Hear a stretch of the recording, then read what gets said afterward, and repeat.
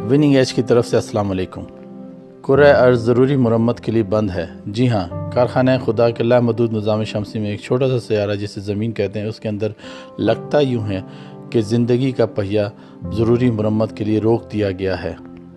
ایک وائرس کی وجہ سے انسانی زندگی آج کل بالکل رکی ہوئی ہے۔ سڑکیں سنسان ہیں، بازار غیر آباد ہیں، لوگوں کا ایک دوسرے سے ملنا جلنا بالکل بند ہے، لوگوں کو گھروں میں رہ کے کام کرنے کے لیے کہا جا رہا ہے۔ انسانی تاریخ کا یہ پہلا واقعہ ہے جب تمام انسانیت ایک ہی مقام پہ کھڑی ہے، تمام محمود اور تمام ایاز ایک ہی صف میں کھڑے ہیں۔ ہر کسی کے دماغ میں ایک ہی سوال ہے، اس کرونا کے بعد کیا ہوگا؟ اس کرونا سے کیسے جان چھوٹے گی؟ کیا اس کے بعد زندگی پہلے جیسی ہو جائے گی؟ کیا ہم اسی طرح کاروبار کر سکیں گے؟ کتنے لوگ مر جائیں گے؟ جو بچ جائیں گے کیا وہ اپنی زندگی پہلے کی طرح نارمل گزار سکیں گے؟ ان جیسے کئی سوالات کے جواب تلاش کر رہا ہے، لیکن جائیں تو جائیں کہاں؟ مقامات مقدسہ بھی تو سب بند ہیں، ہم اللہ کے گھر بھی تو نہیں جا سکتے، تو ہمیں اپنے گھروں میں رہ کے عبادت کرنی ہے۔ بہت تیز رفتار ترقی کرنے والے انسان کو اللہ تعالیٰ نے ایک چھوٹے سے وائرس کے ذریعے اس کی اوقات یاد دلا دی، بالکل اسی طرح جیسے پہلے زمانے میں جب کسی زمیندار نے کسی انسان کو سزا دینی ہوتی تھی تو وہ اس کے بیچ چوراہے میں لا کے سب سے ادنا انسان سے جوتیاں مرواتا تھا۔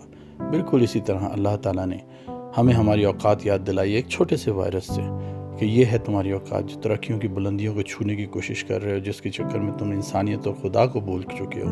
یہ ہے تمہاری اوقات کہ اللہ جب چاہے اس دنیا کو کیسے ایک اشارے میں روک سکتا ہے۔ تو آخر ان تمام حالات کے بعد اب ہمیں کیا کرنا چاہیے؟ اب ہمارے پاس کیا آپشنز ہیں؟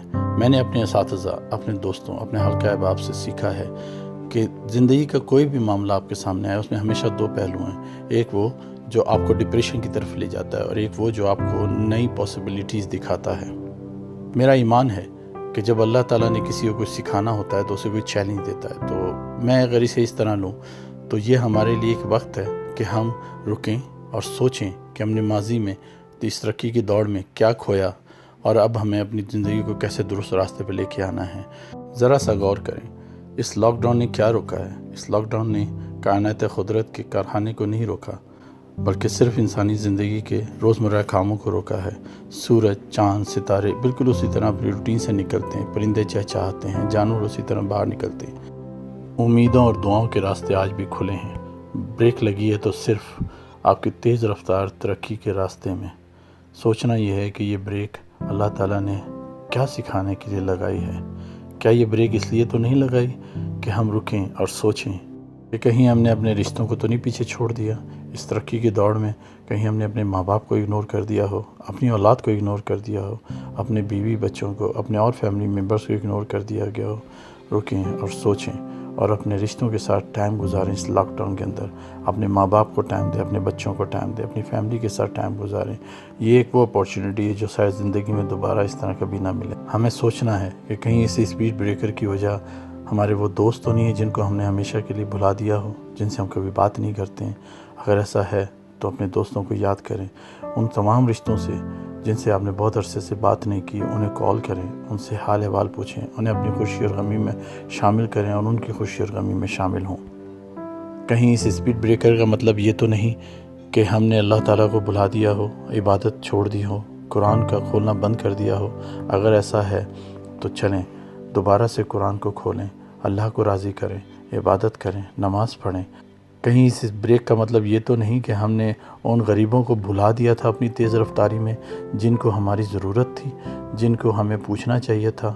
اگر ایسا ہے تو پلیز ان غریبوں کے حالات کو مد نظر رکھیں، ان کو پوچھیں، ان کے ساتھ حسن سلوک کریں جس کا کہا گیا ہے۔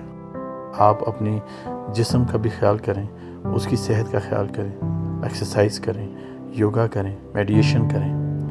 ہم گھر کے اندر اپنے بچوں کے ساتھ، اپنی فیملی کے ساتھ مل کے اس لاک ڈاؤن میں بہت سی ایکسرسائزز کر سکتے ہیں جو کہ گیم کے طور پہ بھی کی جا سکتی ہیں۔ اس سے آپ کے بچوں کے ساتھ انٹریکشن بھی بڑھے گی اور آپ ہیلدی بھی رہیں گے۔ اس لاک ڈاؤن میں رکیں اور سوچیں اور اپنی خوشی کے وہ عناصر ڈھونڈیں جس کے ذریعے آپ کو ریئل خوشی مل سکتی ہے۔ خوشی یقین کریں پیسوں سے، دولت سے نہیں مل سکتی۔ خوشی آپ کو خوشیاں بانٹنے سے ملتی ہے، اچھی سوچوں سے ملتی ہے، لوگوں سے ملنے جلنے سے ملتی ہے، خدا کو یاد کرنے سے ملتی ہے۔